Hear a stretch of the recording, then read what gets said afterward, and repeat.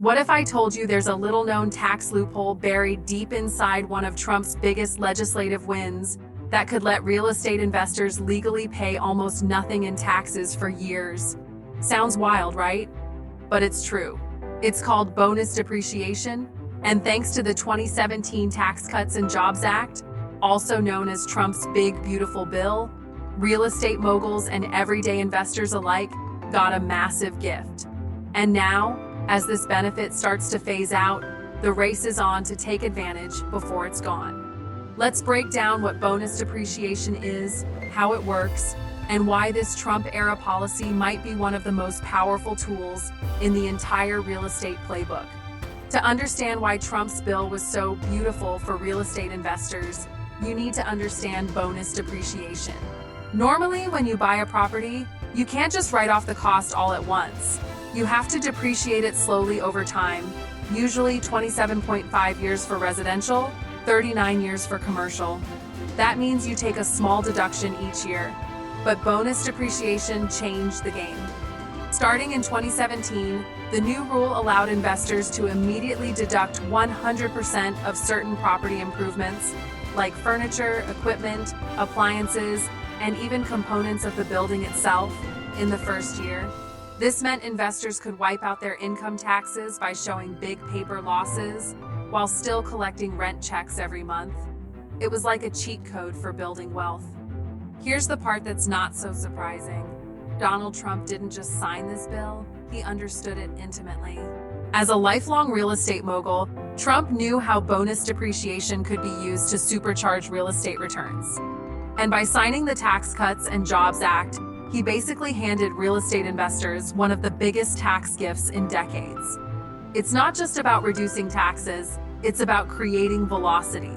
You save money on taxes, reinvest that capital, buy more properties, and then rinse and repeat. This is how real estate empires are built. Let's break it down simply. Imagine you buy a rental property for $500,000. You hire a cost segregation specialist, a kind of tax consultant who breaks the property into parts. They find $150,000 worth of components you can depreciate right away.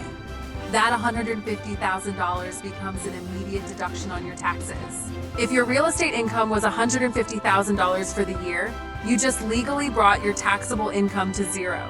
No income tax. And the best part? You still made money in real life. This kind of write-off isn't just for billionaires. Even smaller investors can use this strategy to scale quickly.